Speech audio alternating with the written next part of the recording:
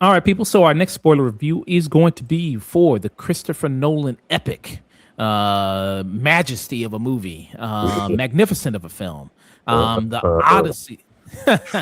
Good old the Odyssey there. Christopher Nolan's The Odyssey, man. Homer wrote this in 700 BC just for Christopher Nolan to adapt many years later, man. That's how great of a director he is, man, and how much he was meant for this film here. This obviously is an adaptation of the Homer there, the epic poem there, and the Odyssey, directed by Christopher Nolan. People know Christopher Nolan already. One of the biggest directors we have doing it today, director of the Batman films there, also movies Inception. People don't want to mention Tenet, but he was also Tenet there, also Interstellar there. Simply consider him one of the best directors working today. In this star-studded adaptation of the Odyssey with many recognizable faces and names in this: Matt Damon, Tom Holland, Anne Hathaway, Robert Pattinson, Lupita Nyong'o, John Leguizamo there, Zendaya, Charlize Theron there, John Bernthal, Hamish Patel there. Star-studded cast there of this film. And it is the journey of Odysseus or Ulysses there. They're on the tour there across there after the Trojan War and trying to get back home to Ithaca, to his beautiful wife there, Penelope, and his son, Telemachus there. Penelope in this, who's played by Anne Hathaway, and Telemachus, who's played by Tom Holland, and Odysseus, who's played by Matt Damon. In this kind of epic journey here, where he encounters all sorts of things. Giants, for example, there, cyclopses, witches, all types of number of things there, all trying to get back home there. And we see that. I already did a review of this film already with Nick and Neil there. The review is out right now. People can check it out there. I greatly enjoyed this movie. I saw it IMAX, Christopher Nolan meant for this movie to be seen. He shot this all in IMAX, 70 millimeter. And if you don't watch it in IMAX, you might get stuff cut off for you, like, things you're not seeing the big picture. So that's the thing and I know some cities don't even have IMAX there, maybe in some places. So that's kind of a shame for them. But yeah, this is probably the best way to see it is in IMAX there, because that's the way that it was kind of meant to be seen. I liked it. I gave it a peek in my review. We're going to be just doing a general review of it first, and then get into more spoiler talk for a 1,000-year-old story that it's adapting, but just how it differs from the book there, the issues that people have with this adaptation and everything like that. So, Sage, what are your thoughts, man, on the Odyssey? So it's not something that I feel all one way or the other about. It is not like a purely positive or a purely negative experience or opinion that I have here. Going into it, I had low expectations based on, stuff that a lot of people have talked about, like sort of like architecture, costume design, sort of just like art and aesthetic design choices. And I will say, there are things about this movie that I found pleasantly surprising and genuinely really liked. There's at least one scene that I would be like, as a standalone scene, this is like a 10 out of 10 scene. So that's in there. So it's not like I'm just coming here to just dislike the film either. And my defense of The Dark Knight Rises at times even got me called a Nolan bro. So I don't want to hear it from the actual Nolan bros. But I also think this movie I think it has a little bit of an identity crisis. I think it wants so much to be taken seriously and be dramatic and feel grounded and historical. And I think it makes a whole bunch of choices that actively deny it feeling grounded and historical to me.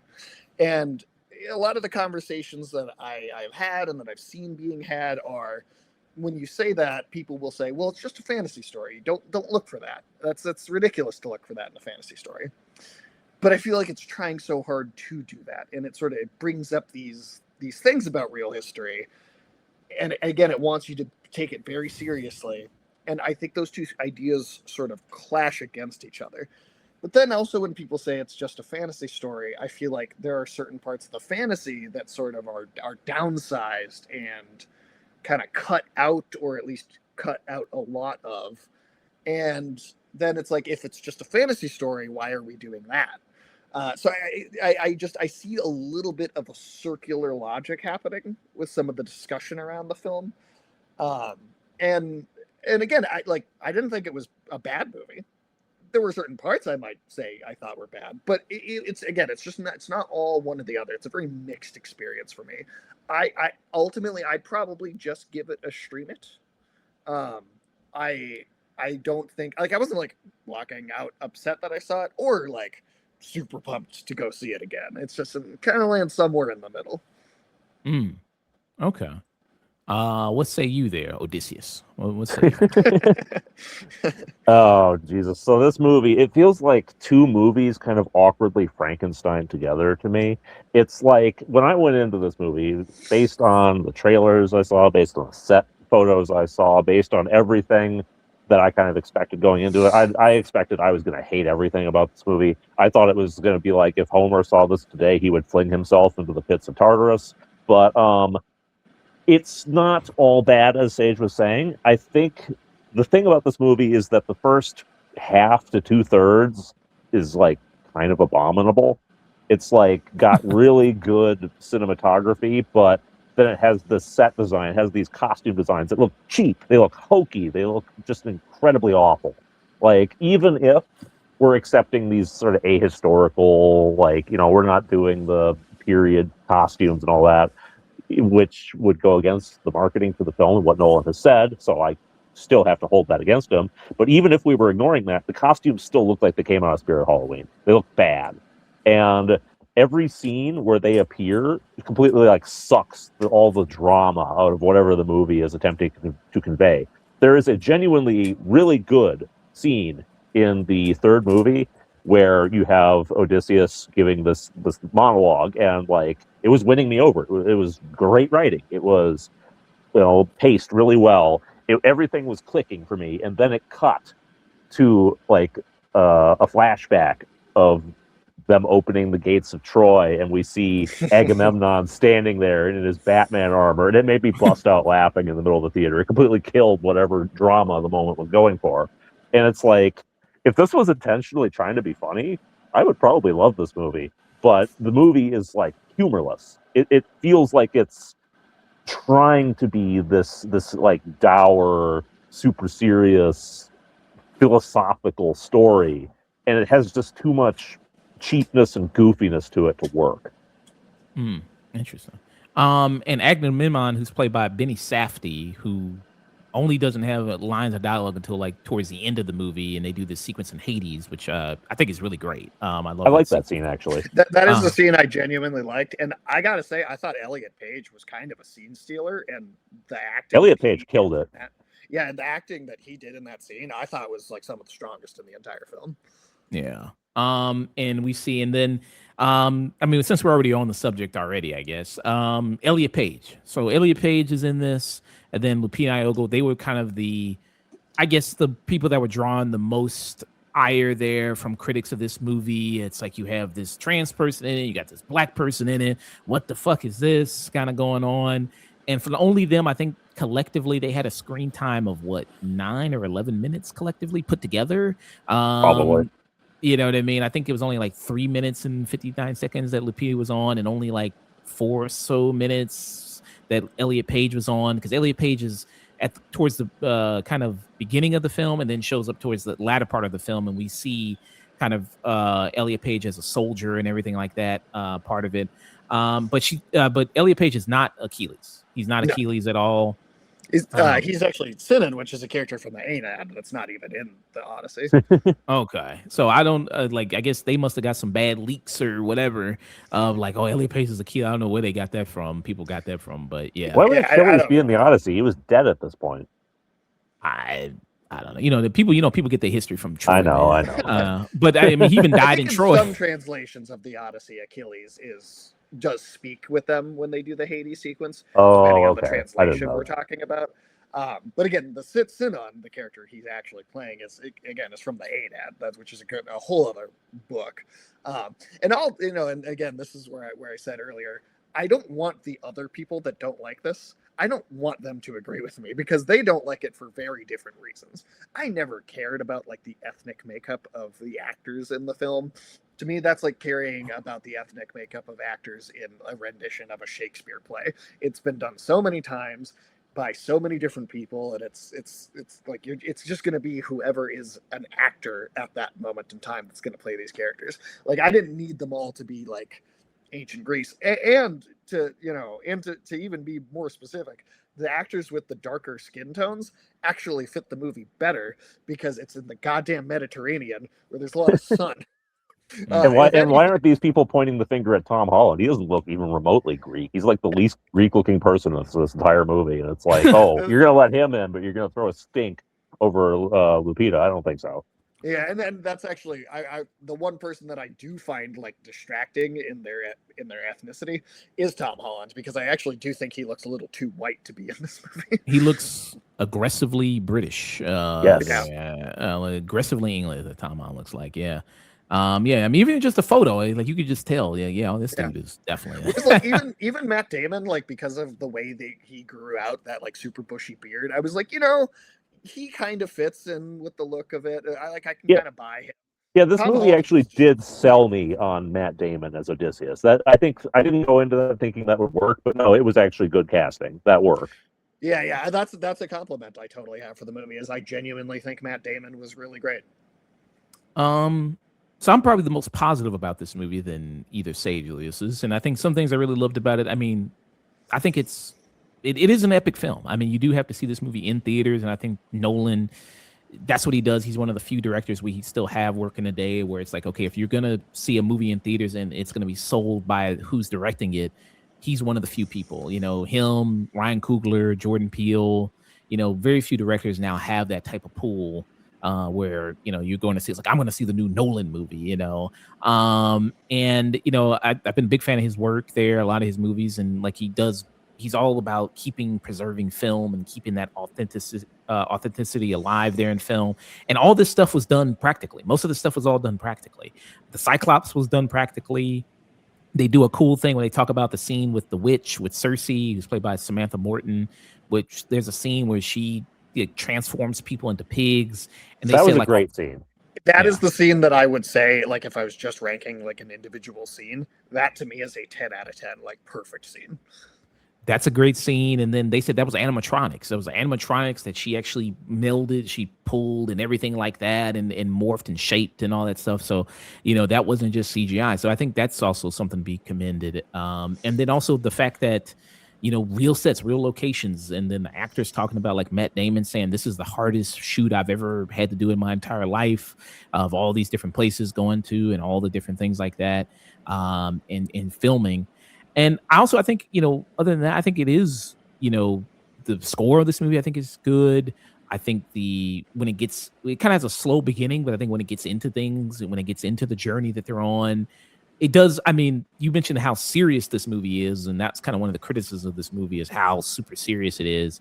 And like how they kind of go from one island to the next island, and they kind of like meet something, and then they have to run off the island, and they go somewhere else, hop on the ship, then go somewhere else, and then meet something, and then they have to run back to their boats again and travel somewhere.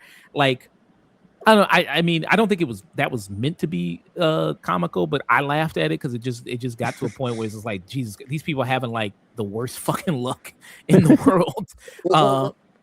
So that's interesting too, because I also found that funny, and I don't think it was intentional, but I think I would genuinely like this better if it was either just make it a 4-hour movie or make it a part 1, part 2 sort of release. Because one of my issues is I think the Cersei witch scene, love that. I feel like it gives all the moment, all this room to breathe, and for the tension to rise, and for it to really like play it out.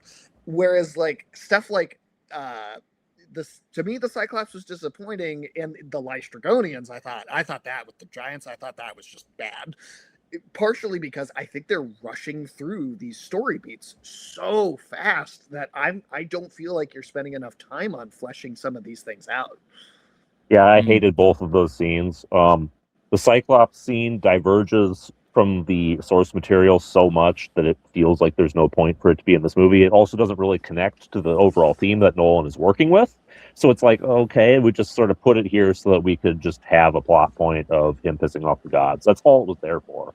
Like, yeah, the Cyclops practical effects actually do look cool. It's just that they then completely misuse and frankly just kind of wipe their ass with the original character of Polyphemus. And it's like, I just wasn't that impressed by it. The Lystragonians, I think that's how you pronounce that. That felt completely pointless. It was just sort of a way for him to lose a bunch of guys, and like it was also badly shot. It looked dumb. I didn't like it at all. I can kind of see why like other adaptations of the Odyssey cut that part because it's really kind of hard to work it into like the movie format. I think those are ideas where if Nolan had put in more work, spent more time, connected them to the themes that he's working with and that apply to Odysseus as a character by the end of the movie, they could have been something good. But I feel like they're just really hollow. They're just sort of there to be there. They're there to look cool more than anything else. And if I could piggyback on that, but also like in the form of a compliment, this is also why I think the third act does almost do like a complete turnaround. And I think pretty much the entire, almost, I wouldn't, maybe not 100%, but I'd say like 90% of the third act, I think is really actually very good. And one of the reasons why the movie finally clicks into place during that last portion for me is that it sort of drops all the fantasy stuff. I feel like it just does the grounded realism. And because it's not feeling like it's split between the two things, I felt like it finally settled into an actual specific identity. And then to me, the character drama really started working. Yeah, I'd agree with that. That's the moment where like Odysseus as a character in this movie like really starts to come alive, I feel like. It's where the style and tone of like the world that Nolan has sort of turned the Odyssey into actually starts to work. It's where the themes kind of come out, and I feel like, oh, this is actually like doing something. This is doing something good, even. Like, I was totally won over for most of the third act. I think it fell flat in a couple places here and there, but for the most part, like, you took the actual source material, you gave it a reasonable amount of time to breathe, then you added your own actual sort of compelling ideas to it. And I wish more of the movie had been that. That probably would have made it like as good as other people are saying it is to me.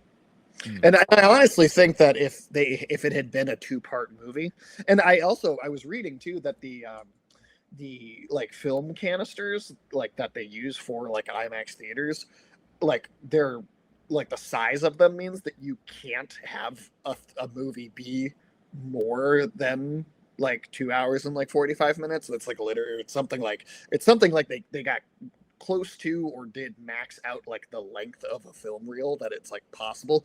So I'm even wondering is like how much more footage is there that isn't in this release, and if there is like a home video version down the line that is like an hour longer. I don't know. I'm just guessing.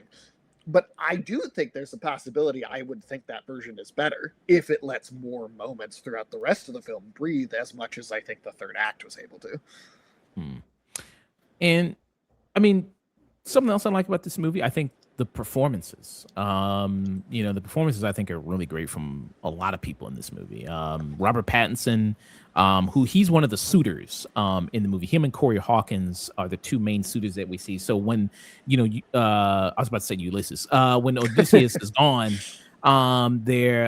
he's been gone for 20 years. You know what I mean? After the Trojan War is ended there. And we see that Penelope eventually, she's has to maybe eventually pick someone there in his absence. And a lot of people saying like, man, it's been over 20 years. This guy's not coming back, and it's just a bunch of people sitting, drinking his wine, eating his food in this big dinner hall there. And Robert Pattinson, who's he plays an asshole really well. I mean, he plays really great there. And him and Corey Hawkins do fantastic at that. And I thought, he was really phenomenal. And then you have John Leguizamo in this, who plays, I said servant, but he's more like a slave. I mean, it's really supposed to be slaves here instead of servants. But that's something that's a little, I don't know if it's just because it's a modern film, but I feel like they maybe tone down the fact that it is slavery that is being engaged in. That is, I feel like, comes up a lot in the original story. Like they talk about how they own slaves. I feel like a lot more. Yeah, I And mean, it I was don't the know if ancient it's world. It just- was a brutal place. Yeah, and I guess I feel like that's one thing where the movie maybe is like maybe reducing that conversation to try and make the story more palatable to like a modern audience. But I also think it sort of is a little reductive to sort of, I don't know, to not talk about that more. Yeah. So, I thought that yeah. So they're basically, and we have some, like I said, because the cast is so big. You have some actors who are kind of named actors who are playing kind of small. Like Mia Goth is a slave slash servant in here who only has like a little bit of screen time. She only got like a little something bit to do. She don't really do much in it really. As Penelope's servant there. But yeah, so you got that element. So I think yeah, they were really great. John Leguizamo was really great. I could see Robert Pattinson and John Leguizamo being nominated for like best supporting. I could see that for sure. I could see Matt Damon. I think for sure he's probably going to get best actor for this. And I think Anne Hathaway will probably get best actress. I think she's also very good and that good.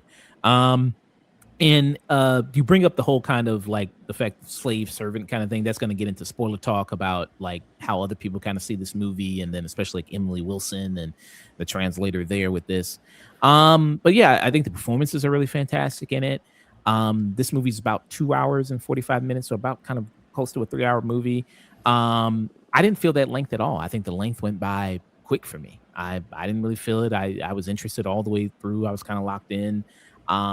There's some things I think, and we're going to also get into that in spoiler talk with comparing it to the book. From what little I remember, I mean, the Cyclops sequence is a big one. And I wish that they didn't show the Cyclops in the trailer. I wish they didn't do that. I wish they just showed it in the movie, so that was your first look at the Cyclops. I agree with that. That would have been cooler. But I do like what they did of like this kind of deformed looking individual and like kind of this twisted nose and kind of sideways eye and everything like that. Like I do kind of like that kind of look to the Cyclops. Yeah, it's more of like a birth defect rather than a magical creature. Yeah. And it's played by Bill Irwin, who's the Cyclops. So he's doing the Cyclops there. In the book, I remember like it's more expansive, and like you said, maybe that goes to Sage's point of like they have to condense so much and kind of run through things of like, you know, because like isn't there like a whole island of these things, and then the Cyclops the are Cyclops like a race in Greek mythology. And he has a bunch of brothers. I mean, you know, the whole wordplay with Odysseus saying, "My name is nobody," and then he pokes his eye out, and then the Cyclops runs to his brothers and is like, "Nobody poked my eye out," and then all of his brothers are like, "All right, then what are you complaining about, you jackass?" Like it's where it's like it's a very funny story. It's like it's witty and it's there's a lot of humor to it, and that's something I just sort of missed here in this version of it. I also want to say that this version of the Cyclops it's just really bad writing, I think, because Cyclops shows up, eats two dudes, and then just goes to sleep. That's it. That's the entire Cyclops encounter. And he got the itis. That's the problem. He got the itis, man. He also goes to sleep so quickly. Like it literally, like 30 seconds pass, and Odysseus is like, "I think he's asleep." He's whispering very loudly. But yeah, how is he asleep already? Yeah, like he knows that there's a bunch of armed men in his cave, and yeah, he ate two of them. But like, what? He just goes to sleep right after. In the original story, they drugged him with wine. They had convinced him that they were harmless. They offered him wine. And that was why he passed out, because he wasn't able to control his, alcoholism, basically. How did they give him wine? How did they do that? They had wine with them because, I mean, when you're traveling, you bring wine instead of water. And so when he had trapped them in his cave, and part of it also that's relevant here is the Cyclops refused to honor Zeus's law. And so that was why Odysseus and his men had like sort of the reason to attack him. And so then, they told him like, "Oh, we're just, harmless travelers. We can't compete with your might or whatever. Please have our wine," basically. And the Cyclops is like, "Oh, you have wine? Give me the wine. Give me all the wine." Okay, gotcha. I guess my biggest disappointment with it all is just that in the movie, And again, I don't know if it's because of how much like time they have to tell this entire story, and so they just have to go faster. But it's just the Cyclops isn't a character; it's a creature, and I think it's a cool looking creature. Don't get me wrong; I think the effect is great, and I do commend all the practical everything about this movie. I do like that about it, but it reduces the Cyclops to not being a character, and that part of the story is interesting because it is a witty back and forth where Odysseus outsmarts a character. Yeah, it serves to show that Odysseus is, cunning and clever. It serves to show like what a Cyclops is, why they're important in the broader scheme of like, being fathered by Poseidon and all that. And it also it doesn't really work with the themes that Nolan is working with by the end of the movie, where it's kind of like, okay, besides one very specific and very dumb moment in the Cyclops encounter, what was the point of this?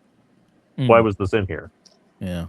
And at least the kind of like when I mentioned like unintentional, or maybe, I don't know, maybe it was intentional, funny moment of the movie when, after they get out of the cave and then they've already blinded the Cyclops, and then the Cyclops spits out a helmet of one of the soldiers, and then Odysseus, you have him when he just fires an arrow, and then even one of like his like kind of second in command, the Hamish Patel there, he's like, wait, what are you doing? And then he just fires an arrow, and then the Cyclops just comes running, and they had to just running down. See, that's exactly what I'm talking about. It's this thing that it sort of reduces Odysseus as a character from being this clever trickster to being like a complete dullard, and like it just doesn't make sense in this movie, especially with the more serious tone, the more serious sort of message that we get later on.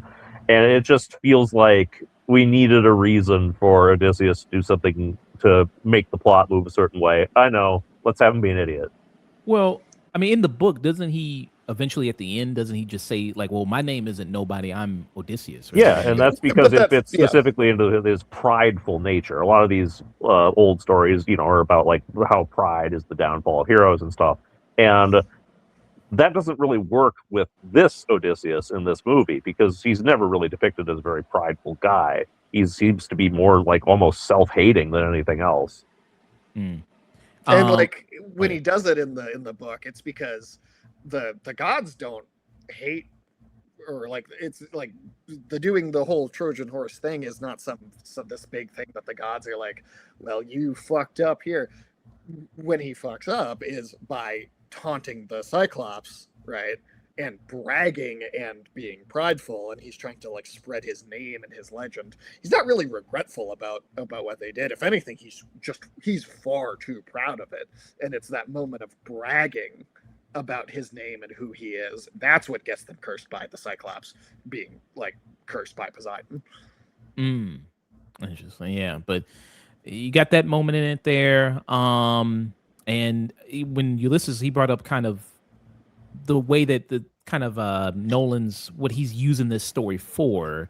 And it seems like so he's trying to do like more of a I don't want to simplify it too much, but like war is hell type narrative with it. And then also the fact that Odysseus was responsible for this kind of fracture in society. Because the big thing about this movie is Zeus's law, right? Yeah. And, the ability to like if a stranger comes to your home, you have to welcome them in, and you have to feed them and give them something to drink there, because you don't know, this could be a god in disguise. You don't know this person, and and we see that he violated that most sacred trusted law that bounded all these people together, because with the whole Trojan horse thing element, which you guys hate the way the Trojan horse looks, right? You guys hate that, or it looked better in the full film than I think it did in the set photos. But I will say, during the big like war scene at the end, when you see it actually tip over and like kind of knock against a building, it sort of, there's like a plasticky like look to it as it sort of like rattles a little bit. Yeah. I do think it looked better than I expected it to. I will say that, but when it was moving, it looked a little cheap. What do you think? Did you like the way it looked or no? It's tolerable, but like it doesn't really make me go, oh wow, Trojan horse. There's a pretty clever idea for a scene where like they're all inside the horse, like a bit later in the movie, and I really liked that. That was an innovative idea for like depicting the Trojan horse in media.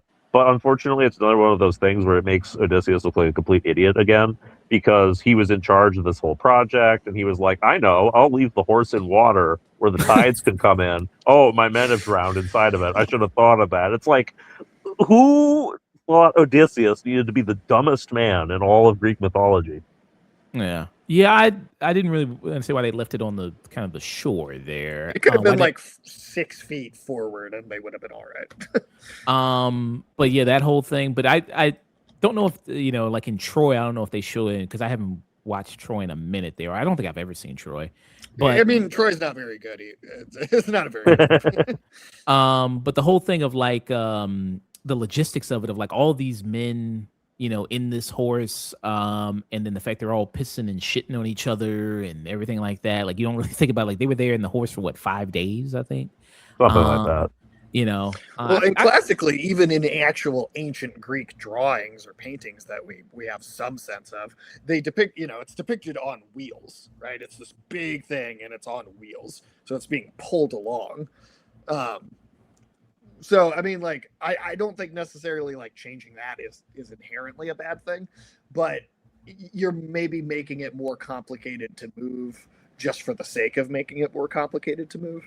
Yeah. And I don't know if it's because it's like, well, it's more realistic that way, but it's like even the ancient version of the story just had it on wheels. So like, I don't know. Yeah, I mean, they had siege towers and battering rams back then. Like, it wasn't that implausible to put a big horse on wheels. So this is how it looked in Troy, I believe. This is what the thing looked like. I don't think that looks great either, to be honest. I don't think Troy's a particularly good movie.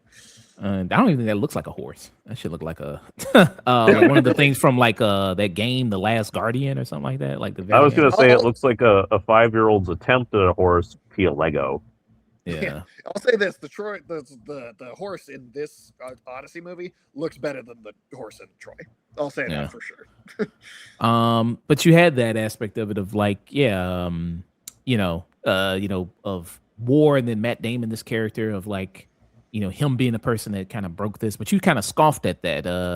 What were kind of your thoughts there? Well, this kind of veers into spoiler talk, I feel like, because the end of the movie is where I think it all kind of falls down for me.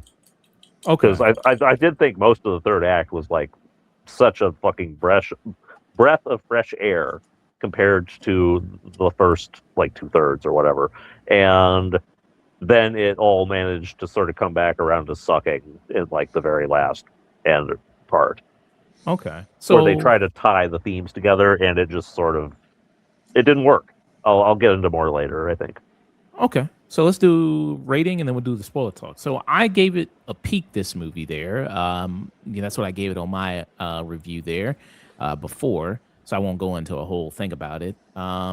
Sage, what would be your rating? For me, it's just a stream it. Again, I pleasantly surprised by a bunch of different things in this movie. Like there are things that really work. I think Matt Damon's really great. I think John Leguizamo's really great. I think Robert Pattinson's really great. I think the whole Cersei sequence and Samantha Morton is really great. I think, and I'm very much there with what Ulyssey is saying, whereas I think like 90% of that third act is actually really awesome, and it really starts coming together. And I was sitting there going like, oh man, am I turning around on this? Like, okay, I really like what they're doing. And then it still kind of falls apart a bit at the very last minute, like they fumble it over the finish line. I would just, for me, it just evens out to just to stream it. Like, I don't think it's a great movie or a bad movie. I think it's just an okay one. Okay, stream it. What about you, Ulysses? I would also give it a stream it. Going into the movie, like when it started, I was just laughing at the bad costumes. I was not impressed by the way everything was going, the way the little adventures on the various islands was playing out. But slowly, the movie started to actually win me over a little bit. You had the Cersei scene. You had like some pretty consistently great acting. You also had some serious misses, like I don't think Tom Holland makes a good Telemachus at all. No, I didn't like it. And the movie opens with that, which is part of why I didn't like the beginning of the movie as much. And some of the other actors feel a bit like stunt casting, like Zendaya just feels like she's in it to be in it. But for the most part, the actors are like good. They're usually not like a problem. The story is a problem for much of the movie. But then when you get back to Ithaca, when you get back to the third act of the film, that's when things pick up. You have a lot of the dumb costuming is gone. You have this much better, I think, toned down, more interesting sort of like depiction of the world that actually works. It actually helps you take it seriously. You have Odysseus come into his own as a character. You have Matt Damon come into his own as the role. You have just a huge sort of turnaround that makes everything like suddenly enjoyable. I know you said that you didn't really feel the length of this movie. I definitely felt the length during the first 2/3 of the movie, but once I we got wanted to back to scroll on my Ithaca, phone. yeah, once we got back to Ithaca, I was like, oh no, okay, I'm here for this now, and that felt like it just flew by. But at the end of the day, it still kind of whiffs with what it was trying to do. It felt like going into this, I didn't have any confidence that Nolan could do anything even remotely good. And this movie has won me over to the idea that he had a good plan. He had some great concepts to turn the Odyssey into this sort of more modern retelling that's more fitting for our times. But he just didn't have them bolted together the right way. He didn't have all the pieces in place, and so it just felt like it was wobbling along towards this lofty goal and just sort of stumbled and fell on its face like right before it could get there. So I would give this a screen, as I said. Yeah, a lot of people disagree with y'all about that Agamemnon. They Look, thought his I'm happy to be wrong sometimes. I don't care if people want to dig into our book and make us the next Orc City or something over this. They can do it. I don't care. I stand by what I said. I think he looks terrible. Yeah, Every I think time, this is the worst thing in the entire movie. You really think I'm it's sorry, the but worst that looks like outfit Bible Man. That's Bible I think it's Man. one of the worst costumes I've seen in a film, maybe ever. Wow. I want to say that to your point earlier, Josh, where you were applauding the movie for its use of practical effects and its sets and all getting all these actors into it. I think that's a big part of why a lot of people like it is because it's doing something that is like refreshing in an era of like a lot of just corporate slot movies. But to me, it reminds me of crap like old 1960s Cleopatra, which also did a lot of, you know, over the top costumes, a lot of big practical sets. Kind of didn't But care about history. yeah, but it was also, it looked dumb. It was just kind of a goofy Hollywood bastardization of this historical period slash, like ancient tragedy kind of story.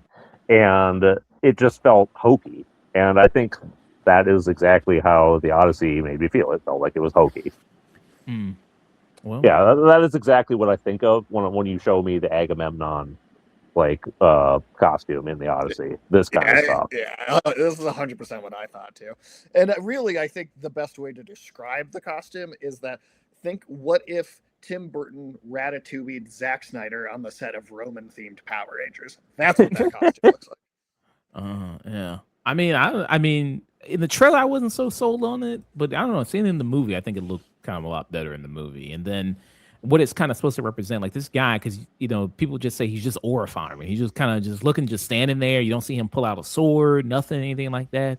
He just commands this authority and submission from all these other men around him. That if this dude tells you to go to war, you're going to war. Like you got to do it, and you have to do it. So there's that aspect of it. But honestly, based on that costume, I think if that guy told me to go to war, I'd give him a wedgie because push him into the nearest locker.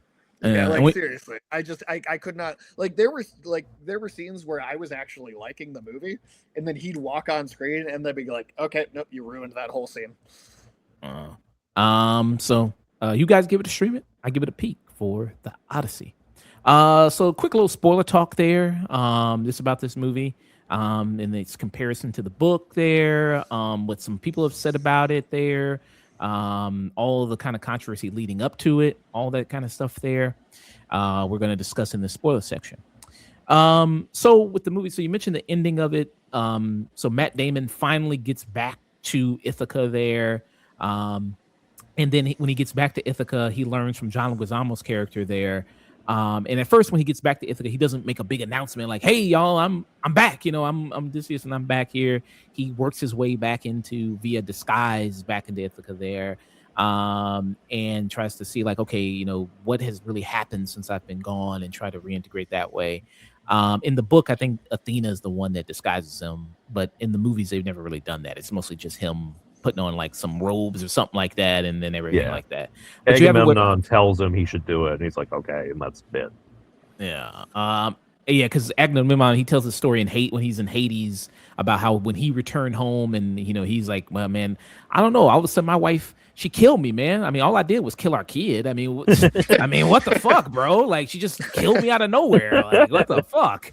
But yeah, you have that with it. But he comes back in and learns that Telemachus is in danger because he's the only one that's kind of standing between the suitors and between his mother being married. So he thinks like the suitors are setting up a plan to kill him. So he learns of that plot to do that, and he stops that. And then he comes back there in like I said, in disguise, meeting the suitors, and it's kind of a funny interaction between him and Robert Pattinson there of how he's fucking with him, and both him and Corey Hawkins are fucking with him. And then when that final moment happens, when they do this big final moment where Penelope announces like, okay, maybe I finally come to the conclusion that he's not coming back, and I'm going to do this big showing that whoever can, do this challenge, they will get to marry me. And the challenge is that they have to shoot an arrow between axes and then hit a target, which is what Odysseus used to do all the time. It's like a fun like party trick and shit. You know what I mean? We see like a flashback of it and everything. Her blushing and giggling. You know what I mean? Of all that, having the strength to like string the thing in the first place too. Yeah. Having this. Because nobody can even string the bow. It's basically Excalibur.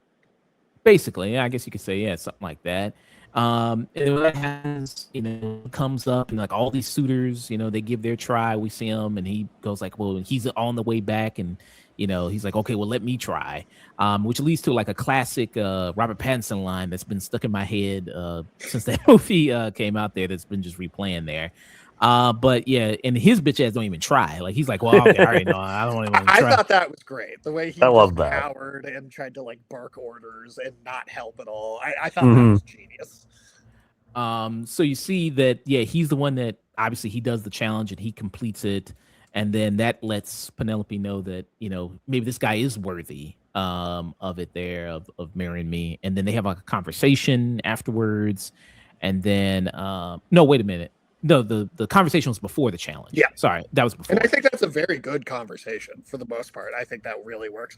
Though the one part about it that I don't love is, and honestly, Josh, too, I want to hear like what the way you read this moment, because I've talked to people that have read it differently from how I did. But to me, the way that this came off was that the gods have not even really been confirmed as being real at all. And if anything, this was just a PTSD hallucination. This was not even Athena in the first place.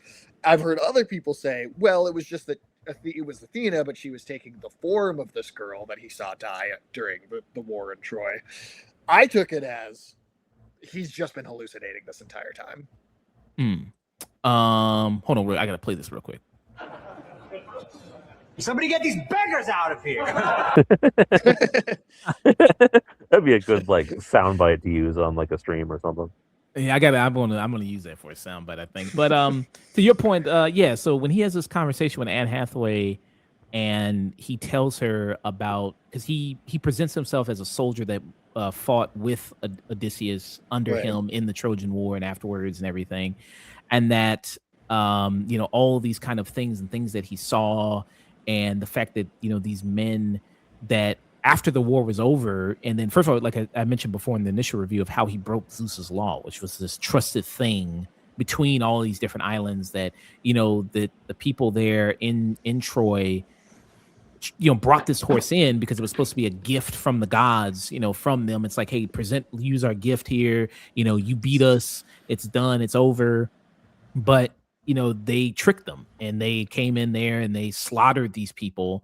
and we see that they, that Odysseus kind of has this like shocked reaction to this and like not really into it. And when they storm this whole place of Troy and they slaughter everybody, and then one of the people we see that they kill is a young girl, and that young girl is Zendaya, this young woman here. And the vision, but before that, we've been seeing visions of him, what we supposedly maybe think is Athena, as Zendaya, which also is another thing people said that had an issue with Zendaya being Athena. But and when he tells she's a good Athena, actually. I just wish they had given her like, I don't know, a better role and a better costume. But yeah, I don't mind her as like in the role of the character at all. I just feel like she's barely there enough to the point where I'm like, why have someone that is good and this famous when you're not giving her very much to do? Yeah, and she's only given like one direction, which is just act sad. Which Athena would not really be doing that either. She'd be like, yeah, drown their babies in blood. If it gets you the win, like Athena's the war goddess, goddammit. It seems like she's reprising her role from like when she was in the first Dune of being like in a Revlon commercial and everything like that a little bit. Seems she's kind of doing that. But so we see that when he's telling us, like seeing all the horror that these soldiers have done, and then they go to like another town after the war because they're looking for supplies, and they burn this village down and everything like that. And then so seeing all the things, and also we see like when we get, because the movie's kind of split between the adventures on the sea with Odysseus and then back home in Ithaca with Penelope, and we hear stories of like these men at the sea and all them doing all these horrific things. So it's like they were the men at the sea that Penelope had heard about, you know what I mean, that were doing all these things. What do you guys think about that at all? I hate it. So the sea people thing brings us to one of the big issues I think with the end. Even though I like so much of the third act, this is one of the problems. The sea peoples is like, that's like a real thing, right? This is a real thing from history. It's one of the things, by bringing it up, it sort of dates the movie into a particular moment in time. So then that makes the costumes not being accurate stand out more. But even besides that, it's sort of this like interesting mystery of real history, and we sort of know certain things about it, and some stuff is guesswork, and we've learned more in like the last decade or so or two. But making it sort of immediately just kind of, I feel like, very simplified and connected the way they did, I didn't really think that made a lot of sense. Yeah, I'll tell you, this is where the movie started to fall apart for me, is even with the good third act, you have this idea that Odysseus somehow, by breaking Zeus's law, he caused the Bronze Age collapse. The Bronze Age collapse is, in real life, this massive thing. It has like all these deep-seated societal, economic, ecological, military things that are part of it. And it's too big of a concept for to be like distilled into like, oh yeah, some guy built a horse and was sneaky, for that to really like work as an explanation for me. And the sea peoples were like, we like Sage said, we know certain things about them. We know it was this sort of broad coalition of different groups from all across the ancient world who sort of came together and became this like roving band of pirates. It didn't really have anything to do with Odysseus or Agamemnon or any of that. Like the Trojan War was part of the Bronze Age collapse, but it's, like I said, it's an incredibly complicated issue that you can't really point the finger at Odysseus and go, yeah, he did it. So you had that. I didn't mind it that much. I mean, maybe because my knowledge of the book is kind of vague and all of like stuff like that. I didn't really mind it too much there of it, with them kind of connecting that. And then I really think it's an issue of the real history, because it's sort of going, it's that circular thing I mentioned at the beginning of the review of going like, well, it's just a fantasy story, but then also bring up this real history and sort of tie it to that. But that real history is so complicated, and it's like if you made a movie about the War on Terror and you pointed at one specific U.S. general and went, it's his fault. And, he's not even the guy who started it. He's not the guy who did all the shit, but he was involved, so it must be his fault. And it's like, well, if you don't know what the War on Terror is, that might seem like an okay premise. But if you do, it's huh? Why would we do that? I just think it's cheaply using this very complicated geopolitical conflict for a very easy sort of hand wave away plot point at the end. I don't know. Maybe Nolan's trying to say Odyssey is like Ronald Reagan. Maybe he's trying to say that. Maybe that's a metaphor for that. Maybe. He's the I don't know Mason if Man Gipper. I love it. I don't know if you guys seen this interview. I wanted to watch it. I did not have a chance to. So it kind of brings up some of the guys you mentioned. And so you have this a student here in podcaster, doctoral student here in podcaster there, Zhang Shu there. And then so she's talking to him about this. And then so in the interview, as the quote tweet kind of mentions, so the concept of atonement, the interviewer asked Christopher Nolan this kind of, it's like a summary, a little bit of paraphrasing it. But the concept of atonement didn't really exist in ancient Greece. It didn't exist in Homer's Odyssey. It exists in your Odyssey. Did you Christianize the Odyssey there? What do you guys think? So is that kind of what's happening with Nolan, that he kind of Christianized it a little bit, or? I think it's fair to say that, yeah, I mean, filtering it through like a modern lens where there's these sort of like somewhat Christian Judeo values in like modern society, even if you're not religious. Like, I think you have to acknowledge there's like a little bit of that built into kind of a modern world and sort of some of the things people think about and some of the reasons why certain values we do or don't have. I mean, ultimately, that part of it doesn't bother me as much because I think the guilt and PTSD of war and this like sort of regretful melancholy that Odysseus feels about what happened, that's the part of the third act I think was actually really working. I actually like that. I mean, I think yes he did, to answer your question, but I also don't think that's a bad thing. I like that element of it. It's the tying it to real history without understanding the real history that I don't like. I will say that I also think that Nolan absolutely did sort of force in these Judeo-Christian values. I do think that could have worked. I think that in the good parts of the movie, that was a great theme to build on. I was like, yeah, okay, if we're gonna move ancient history around, then if Nolan hadn't gone around saying it's totally based on archaeological evidence, I might have been like, oh, I can forget that, you know. He sounds like that's what Nolan sounds like. That's exactly what he sounds. And I think like all this stuff about him causing the Dark Age and whatnot, a better script with like a better sort of idea of how to work that in could have pulled that off and made it a good story. I think where it further falls apart for me is at the very end of the movie, where Odysseus is in exile, him and his wife are on his boat, and they're like, yeah, you know, Greek civilization is doomed, they're all going to die, fuck them, and we're going off to Rome, we're going to build our own civilization, it's going to be better. And it's like, blackjack and hookers. Yeah, and it's like, hold on, you left your son behind. You what kind of father and king are you? You're getting all hung up on these dead men that you took to Troy, and it's like, okay, yeah, the guilt narrative about the men he lost, you know, that's a good narrative. Him wanting to go west to honor the fallen, to atone for leading them to their deaths. That's a great idea. But then he's going to turn around and he's going to be like, I don't have a duty to the living. What about the families of the men who died? What about your own son? What about your own kingdom? You're just going to sit there and you're going to look at it and you're going to go, yeah, I don't care. I'm just going to watch it burn. I'm going to go eat grapes and be very sad about it. Suckers. Well, I mean, I'd do that too. It's Anne Hathaway. I'd go off with Anne Hathaway. Eat grapes, man. Well, and it's also sort of, this is where it sort of, again, comes to that thing of like, it's not just the Odyssey. We're pulling in portions of like the Roman Aeneid, right? Like that's the ending of the Aeneid. That's not really the ending of the Odyssey. Yeah, because that feels like it's the story Nolan wanted to adapt about the dude who was at Troy and then goes off to found Rome and, you know, has his adventures along the way. But he probably went, nobody knows that story. I'm just going to do the Odyssey because that's got name recognition. And you can't really force Odysseus to be that same character, because then you end up with this weird broken Aesop like you got at the end of this movie, where you're trying to create this character who is sympathetically motivated by his guilt to do better, to be better than, you know, the civilization that he led into the grave. And it's like, that message fell flat for me when I saw that he didn't give a single fuck about all the people who were left from that civilization. Also, the final shot kind of gave me Arya Stark as Christopher Columbus.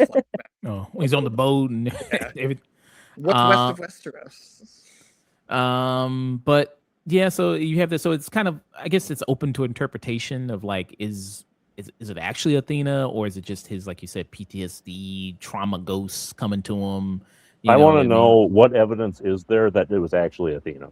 Because if there's a moment in the movie where there's something there where she says something that like would confirm that it is Athena and it's just trying to be subtle, I would let that point go, and I would kind of give up that criticism.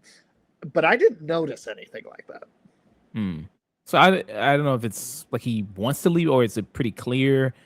I guess I mean it's kind of open to interpretation. I think it's more. I'm kind of more lean on the side. It's like a PTSD type thing. I feel His like that trauma. was the intent. I don't think there was anything that really suggested that, like, oh yeah, this is actually the goddess Athena. Because I mean, they showcase early. He's got the little statue. Once he has more of his darkest moments, that's when he starts having these hallucinations. Athena doesn't say anything like useful. So Yeah. you know, And when we're seeing the flashback and we see the girl die, then we cut back to the present, and his if it's a hallucination, it's now gone because he's yes, coming to grips with his trauma and overcoming it in that moment, and then she's just gone and doesn't show up again after that. If it was really Athena, she would have shown up after that again, whether it was that form or another form. or if you had some sort of maybe like thing that was in the shot to indicate maybe this was something else, like there was a bird that flew out of like a window or something that as a reference to Athena often taking the form of animals in order to get about, things like that. That could have been a good subtle way to do that. In the cast list, Zendaya is listed as Athena, so she is listed as that. So yeah, but that could just be the name of the hallucination. True. I mean, oh yeah, he could have just assigned it a name. Yeah. Because I think he might believe it's really Athena throughout a bunch of the story because he believes in this religion, but as far as like what the story is showing the audience, it just doesn't seem like it seems like it's like he thinks this is what it is, but we know that it's not really. Yeah. In the scene I mentioned when they do the whole challenge and like and then people finally realize, oh shit, it is actually a Disney, which leads to a funny moment. Corey Hawkins like, oh shit, you're a Disney. An arrow right before he finished the sentence like, comes right through his neck. And then it's just basically him fucking up dudes in the room, and they lock the door. Think it's a really well filmed action scene because like especially during like the Batman movies, like the hand-to-hand combat was sort of the one thing about some of those that's like some of this like choreography or the way it's shot doesn't always look the best, but like this is actually a legitimately really well shot action scene. Yeah, I enjoyed that moment. I think it was it wasn't in the original story. Odysseus just shoots everyone with his bow, and that's sort of it. I guess he was like the OG mass shooter, but in the movie, it feels like it's mostly just there as a reward for the audience for having sat through this whole 2.5 hour thing up to that point.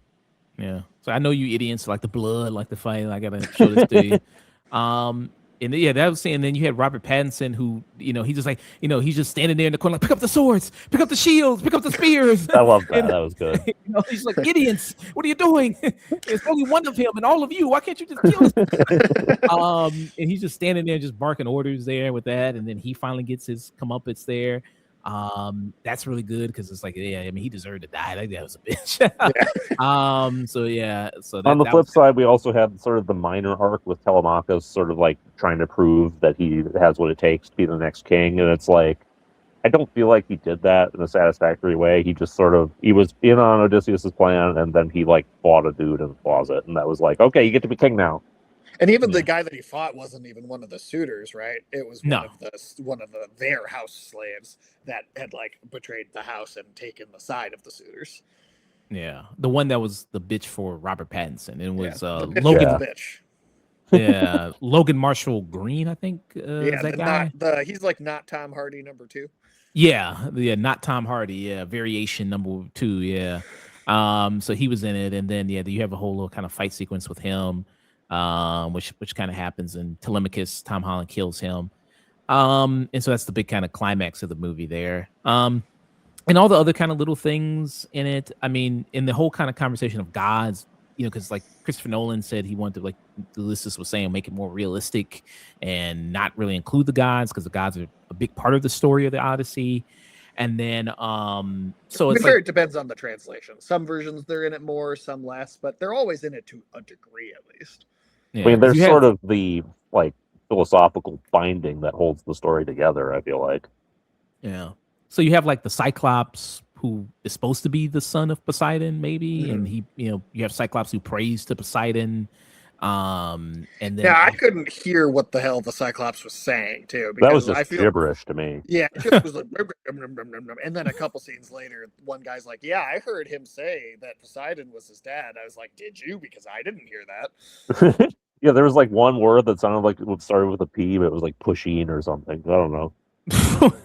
Poutine, maybe he's like It's Poutine, Canadian please. Cyclops.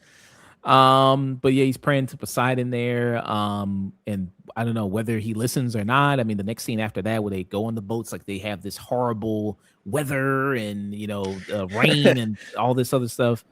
And I they gotta bring it up the fact that, and we haven't really talked about this, but the whole movie, right? They're sailing a Viking longboat that would not come to exist for another like 1,000 years, but I think 2,000 years, actually. 2,000 years. There's as much time between the Vikings and Mycenaean Greece as there is between us and Rome. Yeah, It'd be but like if Julius Caesar was just driving around in a Lamborghini. but the big storm scene where the ship like breaks in half, I think is particularly silly looking because that kind of Viking ship is specially made to withstand that exact type of super brutal storm. A super brutal storm that would snap a Greek trireme in half, like no problem, it would snap that in half. But There's because a they're reason the using Vikings made it to America and the Greeks never did. yeah. Mm. So like it's like one of those things visually where it's like I appreciate the fact that Nolan wanted to have a real ship and have these guys actually out on the water. And I love the practicality of that thinking. But also, you're telling me that with his name and his pull in Hollywood, that he couldn't get a Greek ship made. Like he couldn't make that happen with all the pull his name has, because then it makes a moment like that kind of silly. Like I'm like, yep, that ship is specially made to withstand this exact situation. Oh, there it goes. and so whether or not that like I said, the gods listen or not, I mean that's kind of up for debate, I guess. With that, and then there's other kind of magical elements. You got the witch we mentioned before, with that aspect of it. And I want to call it another thing that I thought was dumb and was just really kind of bad in the moment, because I generally like the Cersei scene. I think it's really good. I think it feeds into the movie's themes. I think Cersei is herself a really good character, despite not being in it for very long. But there's a scene where she's telling the soldiers to like put all their stuff out on like behind her shack or whatever, and they go out there and they see like this entire field of like discarded armor and weapons. They look right at it and they're like, might as well do what she says. Yeah, that doesn't seem suspicious in any way. And it's like, well, they were on hungry, top man. of on top of that, like they walked past like all these like tigers and lions and crap, and it's like nobody reacted to that. Nobody was like, "Hey, what's that? What's that striped cat? Why is it here? Is it dangerous?" Because they wouldn't know what that animal even was. Yeah. So yeah, so that scene, yeah, I guess you could say that. And also, I mean, they kind of the soldiers start to turn on Odysseus eventually, like Yeah. because he's leading them to all these different islands with all this different shit. It's like, bro, what the fuck? And then I think it starts to happen when the whole after the Cyclops thing, and he's like, because you shot him with the arrow. It's like, well, I think it's more because you guys blinded him. I think that's also more probably responsible. Like all you were responsible for that, not just him shooting with That's that a good arrow. point. When you take the whole like Odysseus is like shouting his name in defiance of the gods themselves out of that, that really does make that entire conflict seem just stupid. It's like you were all equally part of what you did to the Cyclops then. Yeah. Yeah, it's not singularly his fault the way that I hadn't thought of that. That makes that even worse. Yeah. Well, then when the men do sort of fully turn and stop listening to him entirely, it's was it the Sun God Island, right? The skill on well, I'll let you keep going with your point, but well, it's just that they they go to this island and he's like, hey, you gotta hold off. You can't kill this cattle, man. Like they're gonna kill you all if you do this particular thing. And in the story, they're there for like a long time, and they're like they really are starving. But again, it's another thing like we were talking about earlier, where they just have to go through some of these beats so fast that when they do this one, it feels like they've been there for like an hour before they're all just like, let's just kill everything and eat it. Like, it doesn't seem like they wait that long. Like, it seems like the sun has just gone down on like a single dusk evening, and they're already doing it. Hey, the sun's gone down. Sun God can't see us. Yeah, hiding in the darkness, under the moonlight, under the pale moonlight, down there. I also want to call out that the Skilla monster looked terrible. It looked like a flying bag of dicks. Oh yeah, I thought that was Hydra awful. creature. Yeah, like it didn't even look like anything. It was just it. I honestly thought for a second that it was like a placeholder effect, that they had forgotten to put the real monster in the film, and that this because it didn't even seem like it had texture work done on it. Yeah. I mean, that didn't look the best. I think that's kind of the worst looking effect in the movie. Yeah, it looked like a barnacle had 6 dicks. Yeah. And then Odysseus kind of comes to a point because he gets a prophecy from the witch and then Cersei, and goes like, all your men are gonna die. Like, they're all gonna die, and you're gonna be the only one left. And then he kind of just comes to a point where he just kind of almost seems like he accepts it, and like he leads the men like down this path to avoid like what do you call it, in the water, the whirlpool, whirlpool, to avoid that, and then they have to cut through this way. So that's when the Hydra creature snatches one of them up and everything. Which I also thought was kind of dumb. All the dudes are just standing there on the deck of the ship. They're like, yeah, we did it. And it's like, none of you guys saw the mile-long tentacle monster flying in the sky above you. Well, and also, even when it grabs the first guy, they're all sort of like looking around, and I'm like, it's right there. What are you looking at? Like, it's like they still can't see it, but it's literally right there. Then we see another scene when they kind of they use the boat to go past sirens, and we hear that, so we see kind of like them floating there. And then in order to avoid the sirens call, they put wax in their ears. Yeah. And then but except for Odysseus, because he's like, well, I want to be the first guy to ever hear the sirens call and resist it. And that's a moment I don't mind, like, as its own individual scene. That's like, I feel like pretty decently faithful to the original, but within the context of the larger movie and how much it's changed Odysseus's character, it seems like all of a sudden he's like the clever, boastful, sort of classic version of the character, but just for this one scene, and then it makes his character feel inconsistent in the moment. Yeah, I think, I don't know, when that scene happened, because looking up stuff about the book and everything like that to try to refresh my memory on it, and people talking about like Odysseus is more of a trickster and more cunning and more kind of a little bit more scummy there. It kind of reminds that he wants to be recognized and wants to have all these accomplishments in the war and everything like that. So him being like, I want to be the first guy to hear the sirens call and avoid it and resist it there, which also led to kind of a funny moment, because this one dude, he was like, fuck it, I gotta hear what they saying. Like, you know what I mean? Like what's going on? Like, he sees that woman on the island, and he just was like, fuck it, I gotta go. And then you hear him screaming for his life. I can't recall if in the original story, like, anybody on the crew actually jumps off. I thought they got through that part safely, but I could be wrong. Yeah, but yeah, I don't mind that though. Yeah, I think that's a fine change, and it's just weird because it's like this one moment that's like actually pretty hyper faithful for the most part, and then it's like, but because of the changes they made to his character, it's sort of like, oh, well, this seems like he's got a completely different personality right now. Yeah, like it doesn't seem to fit in with the version of the character that the rest of the movie has. Yeah. Trying to think of any other major ones. So a lot of you guys, so your issues with it seem to be mostly not faithful to the book and not historical, like it messes with history. So not only that, but I feel like it breaks its own themes towards the end and just falls flat as a story. Okay. The thing is, for me, is like I could let all the changes to the original story go, and I could let the messing with real history go, if it wasn't trying to claim itself as like connecting to history. I think that's the mistake. Is it's like a 2-in-1 thing. It's like I don't care if it's historically accurate in general, but then the movie's like, hey, but this is happening at this moment of real history. Isn't that cool? Doesn't that ground it? Doesn't that make it feel like it's realistic? And I'm like, okay, but if you're going to make that choice, then why are all these other inconsistencies here? If you don't make that choice at all, I can ignore all those things. But yeah, why is Cersei doing pig magic? How does Yeah. that fit with reality? So it's that's why I for me it's like it's an identity crisis problem. I think it feels like it's stretching in two different directions and it's not really committing to either thing. Are you embracing the fantasy and saying it's not the history stuff doesn't matter, or are you trying to be grounded and realistic and connect to history? And I just don't think you can do both of those things at the same time the way that it tries to. I also feel like for something that's attempting to be historical and almost more like a war story in a way, it also feels a bit odd how like a lot of the scenes where they're on the ship, feel kind of stilted. Like this is clearly like actor goes here, line, other actor, other line, and they're not like really doing anything in the background that seems like these people actually like live on the ship.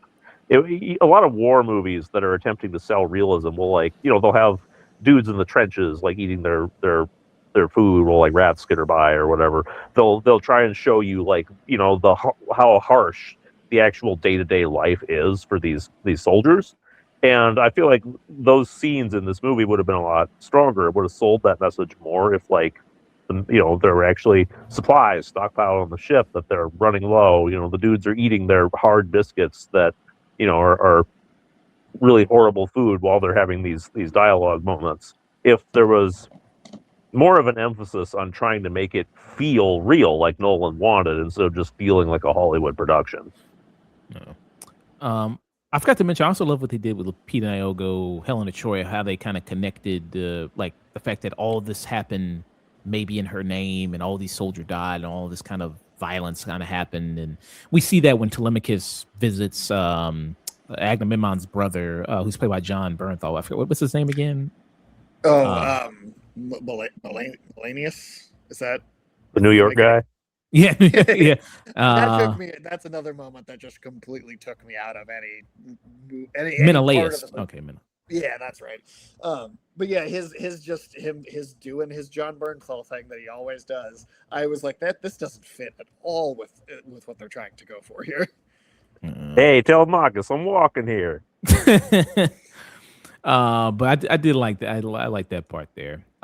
So one of the sharpest critics of this movie, who's not racist, seems to be Emily Wilson here. So she's a translator who translated the Odyssey into English there. So this is what she had to say about it. So she slams Christopher Nolan's movie over abysmal writing. I'd be ashamed to have written any part of this script, she says. So it says Nolan's Odyssey lacks many of the elements that make the poem great. It has nothing convincing to say about time, memory, history, war, or about the relationships between one warrior's glorious return in the lives of his family, adversaries, comrades, friends, and neighbors.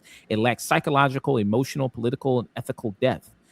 Its narrative structure is gimmicky. The writing is abysmal. None of the characters have convincing motivation for their actions or words.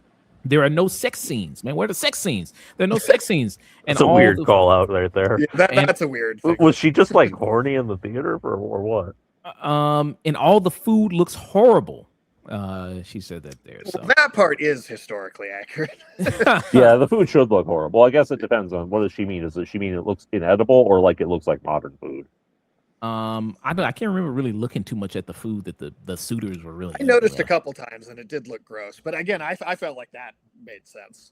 They kind of bookended that early on in the movie where like one of the suitors is complaining about how terrible the food is, and somebody's like, "Yeah, you ate the good stuff already."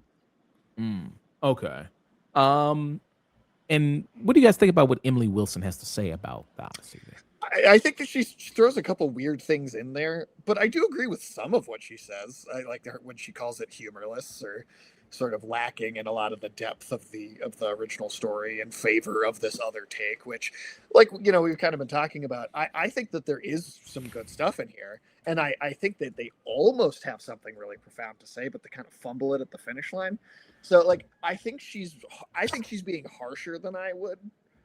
But I'm also not like someone who's like studied the story, and so it's probably not bothering me as much as it's bothering her. So I also don't know if I could blame her for being more upset about it.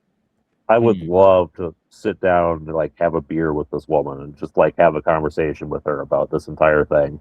I don't think I agree with everything she says. I think, like Sage said, she's probably harsher on this movie than we would be. I feel like the third act mostly was like an honest attempt at making a like modern take on the Odyssey. But there's also a lot of things she said that resonate with me, especially for the first 2/3 of the movie. And yeah, I think it could be a good time. Just sort of shooting the shit with her on that kind of thing. Yeah. Do you think that, I mean, this is kind of her criticism kind of brought up attention to Nolan's work in general of how he presents maybe some male protagonists, like they always have to be somewhat heroic and, kind of justice and, and things like that, and kind of on the right side of things. And I mean, I don't think there's anything wrong with having like a style or a set of devices that you like to stick to. I mean, I've always really liked Christopher Nolan's sort of non-linear narrative structure, right? From like Memento to how he does the origin in Batman Begins. I think that's or Inception with the different dream layers. I think that's a really cool thing. And I've really loved watching him experiment with it. Did it work 100% for me in this movie? No, but I don't think he should stop doing it just because he has done it a bunch of times. And you are dealing with a story in the Odyssey that is literally like one of the first big kind of epic adventure tales there, I guess. Yeah, I don't think that's inherently a bad choice here. And I mean, even parts of the original are somewhat non-linear at times too. So like it's not like it doesn't apply at all. What say you there, Ulyss? Yeah, I don't really have a problem with Nolan's style. I think at the end of the day, he just really needs someone else who can go over his scripts and make sure that the writing is as strong as it can be, tighten things up, because his style and his theming isn't what held this movie back at all. And going into it, I thought I was going to say it would. I thought I was going to be one of those people who'd be like, Nolan didn't fit this movie, because that is what I thought just from the trailer. But I don't think that anymore. I just think that his dialogue is bad. I think his character arcs are not thought out as well as they could be. And there are moments where he has material that's really strong, all the stuff in Ithaca, but he needs someone who can support him as a writer. And I think this should have been 2 movies. That too. If you're going to adapt this much of the Odyssey, you need to give it time to breathe. You need to find a way to make the Cyclops scene work better. You need to make it either fit more with the themes you're trying to work towards, or you need to make it stick closer to the original in a way that works with what you're doing. I think the whole scene with the giants, that was just dumb and unnecessary. It felt just kind of tacky. They show up, you get this dumb moment with this little kid giant screaming at them, and then the other giants just show up over the hill. I guess they were sitting around doing nothing in full battle gear on everything. Yeah. And that whole moment felt like it went by in 5 minutes. It was so short. It's like, if you're going to do that story beat, it should take 15 to 20 minutes to do that entire thing. Yeah, because that's a huge thing in the original story. I mean, these giants aren't just random nameless monsters. They have their own civilization. There's a whole thing about him, about the king of the giants and how he's capturing Odysseus's scouts and all this stuff. And also, Odysseus sends scouts because he's smart, and he wants people to check out what's going on before they just land somewhere and have no idea what's going to happen. Especially, these are supposed to be veteran soldiers. They've been fighting for 10 years. The first island they go to that has the Cyclops on it, you'd think after that they'd be like, okay, there might be a Cyclops on these other islands. We should probably be really careful. And instead they're like, fuck it. They just land everywhere, and they don't even try and look ahead. Yeah, and what was I going to say? Oh, the giants, yes. I also thought that action scene was just kind of bad. Because you have these big dudes just sort of slowly walking around and looking cool, but they're not actually doing much. And you have, the trees forming cages around people. But I get the intent, but it looked kind of silly. And that's one of the visual effects that didn't work for me, is they were trying to do this camera movement where it's you could kind of see the trees closing in on them, and I thought that looked kind of ridiculous. The only part of the giant scene I thought was kind of good is when they got back on the boats, and then they had the men scrambling to try to get onto the ships but failing, and the giants pushing the ship over, flipping it over, all that. But the lead up to that entire moment just felt like a dumb waste of time. And I'd be honestly okay if they cut that whole part entirely. I would instead too. of Just trying give him to less do it crew and to doing- start the movie with, and just go from there. So another thing about this movie is that it's fracturing. It seems like dividing the right wing here. So you got some right wing people go like, hey, this movie actually was pretty good. Like, it didn't really matter that they race swap some people. And you get some people go like, no, it still matters, and I still kind of don't like it, and trying to cope with the success, the fact that this movie is going to make $1 billion. It's going to cross, I think, 1.4 billion by the end of its run there. So you have people who did like it. Like you have Ben Shapiro here, who says he praises Christopher Nolan's Odyssey as a masterpiece and defends Lupita Nyong'o's casting there as Helena Troy amid MAGA outrage there. He says he only liked it because she was in it so little. Yeah. Maybe that's what he was like. Wow, I didn't expect to see little of her. So maybe that's why he gave it praise. I think he also said he didn't mind that Elliot Page was in it either. He was like, well, he didn't really play that big of a part in it. So I was like, Exactly. I disagree with It's that, actually. I think Elliot Page was like a pivotal piece of the movie. yeah. But Because it's a little bit. It's going off of like pure screen time, right? And it is him just going like, oh, black people and trans people in movie bad. Oh, black people and trans people not in movie so much, movie good. Yep. That's as deep as that man's capable of being. I will say I want the Helen of Troy character. That is like the opposite of Zendaya for me, where like that's a character who was used very little, but used to great effect. I think the actress did a great job, and the script like made her consequential. So it says here, Nolan is unparalleled. He's the best director working today, without a doubt. He just creates iconic movie after iconic movie. Damn, is he like a Nolan bro? He's like a Nolan. Apparently, that's like why he flipped. So I know a lot of people were like, "Oh my God, Lupita Nyong'o is supposed to look like Diane Kruger from Troy." I don't know. Diane Kruger doesn't look very Greek. She's German. Lupita Nyong'o is a very beautiful woman. But here's the thing: actually, in the script, Nolan goes out of his way to explain that the war wasn't really launched over Helen's being gorgeous. So that's what he said about it. And his eyebrows kind of look like the Hydra creature in the movie. They was kind of snatch him up there. I tell you, he looks like if Mr. Bean really let himself go. So you kind of got that aspect of it. And then you had people, like I said, who were predicting that this was going to be a flop there, who were kind of betting on it, said this is going to be the biggest flop in history here. You have this person, congratulations, Christopher Nolan. You've created the first failure of flop of a film. What? The First Odyssey, failure. the Odyssey is going to lose money, and you fucking deserve it. Fuck you there. Here's the is thing. wrong. Yeah, here's the thing. Like, me and Ulysses were not. We had a lot of criticisms going into the movie, and we're not expecting it to be. And it was even better than we thought it was going to be, right?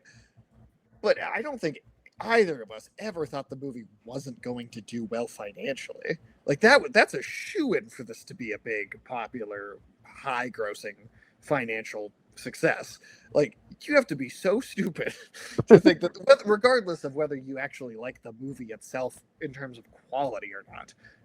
Yeah, I mean, I know that like me and Sage are in the definite minority when it comes to things like caring about like what the sea peoples were and looked like, and really thinking that it matters that Agamemnon shouldn't look like Batman and things like that. Like, those are very much niche opinions. I'm not gonna say otherwise. Like Batman.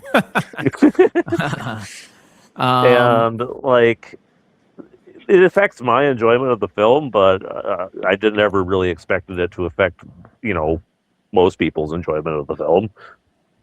I can only tell you why I dislike something. One of the biggest kind of critics of this movie, because I guess he has nothing else better to do there, was Elon Musk there, who also raged against the movie there with it, and he teased a AI Grok version of the Odyssey. Have you guys seen this? Yes, No, yes, I have. I It's so funny. this doesn't look historically accurate either. No, it doesn't. It also Not looks even cheap. remotely. And I think he said that his supposed he wants to finance Mel Gibson doing like a version of the Odyssey or something like that. Why were the sirens doing a concert on the ship? Yeah, what was going on there? Destiny Child in the background. His fucking Destiny Child. Jesus Christ. looks It, awful. it looks like he's wearing like earplugs or something. Like he's not just wearing wax or something. Like with his And ears. why does he have the wax in his ears? He He's the doesn't one in this. person that shouldn't have it. Yeah. So yeah, this is the AI trailer he did with Gronk there of it. So he says he always says he wants to do a lot of things, but he says he wants to finance a movie Yeah, with this is Mel never gonna Gibson. happen.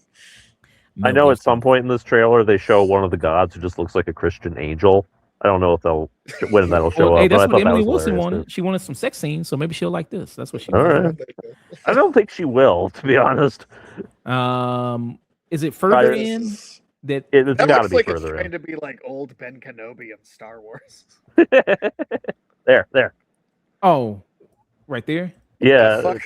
that's like a Christian angel. It's like Yeah, that's you like know the Mike Archangel Michael or Gabriel. something. Yeah, he's got like a weapon and everything like that. Like what the fuck? Okay. Yeah. So this is what. No, this is awful. That's. I want absolutely Elon Musk to make it so I can laugh at it. Yeah. Pour all the money into So using all that water to do this. So did him and Ben Shapiro break up then, or? I think so because Elon Musk started to criticize Israel and APAC and stuff like that. I think so. I think, or at least criticize APAC. So I think maybe they did break up. I'd be shocked if he criticized Israel, to be honest. But yeah. So you have Knowing Elon Musk, I wouldn't be that shocked. Yeah, so that was just some of the criticism. So I mean, you had to be. I mean, I don't know. Maybe the people were riding high off of Supergirl failing, so they're like, "Oh yeah, we're gonna get another W," and then the Odyssey is gonna fail. I don't know why you would think that, because like Nolan has never really had a big flop in his career.